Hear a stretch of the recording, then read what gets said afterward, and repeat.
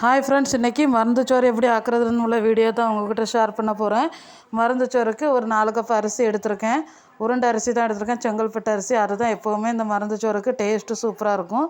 எந்த பாத்திரத்துக்கு நம்ம அரிசி அளந்துருக்கோமோ அதுக்கு 3 பாத்திரம் அளவு வைக்கணும். குக்கரில் வைக்கிறது கிடையாது, நான் வட்டச்சட்டியில் வைக்க போகிறேன்.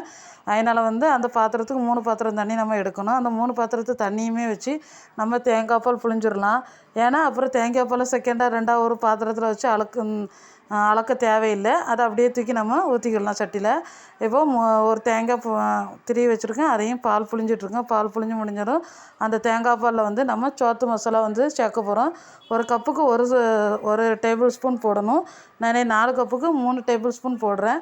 ஏன்னா சின்ன பசங்க இருக்கனால கொஞ்சம் ஸ்பைசஸ் கூடுதலாக இருக்கா சாப்பிடாதனால நான் 1 ஸ்பூன் குறைச்சி போடுறேன். நீங்கள் பெரிய ஆளாக இருந்தால் அதையும் போட்டுக்கிடலாம்.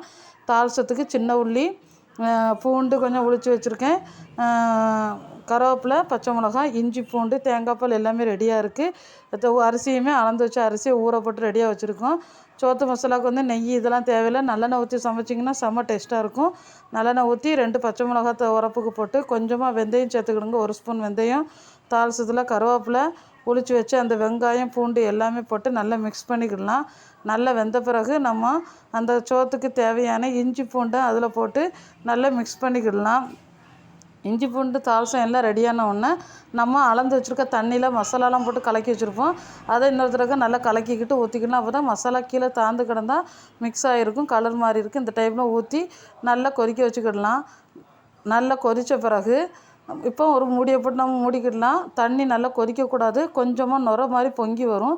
அந்த ஸ்டேஜில் நம்ம அரிசியை போடணும். இப்போ சோத்துக்கு தேவையான உப்பையும் போட்டு நல்லா கலக்கி மூடி வச்சாச்சு.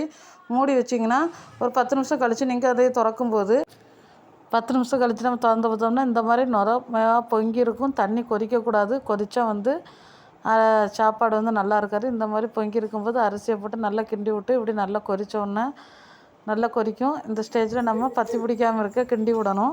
இந்த மாதிரி தண்ணி வற்றினோடனே இன்னும் கொஞ்சம் தண்ணி இருக்குது. இந்த ஸ்டேஜில் நம்ம தம் போட்டுடலாம். அடுப்பாக இருந்தால் நம்ம கங்கு போடுவோம். இன்றைக்கி என்ன செய்யணும், தோசைக்கல்லை சூடு பண்ணி அதுக்கு மேலே வச்சு மேலே ஒரு வேட்டையும் தூக்கி வச்சிட்டோம்னா நல்ல சோறு நல்லா அழகாக வந்துட்டு தண்ணியெல்லாம் வற்றி இந்த ஸ்டேஜில் இந்த மாதிரி இருந்தால் தான் சோறு ஒத்தையாட்டாக இருக்கும். சாப்பிட்றதுக்கு நல்லா டேஸ்ட்டாக இருக்கும். சூடான ஒரு மருந்து சோறு ரெடி. வீட்டில் செஞ்சு பார்த்துட்டு எப்படி இருக்குன்னு கமெண்ட் பண்ணுங்கள். நம்ம சேனலை சப்ஸ்கிரைப் பண்ணுங்கள், லைக் பண்ணுங்கள்.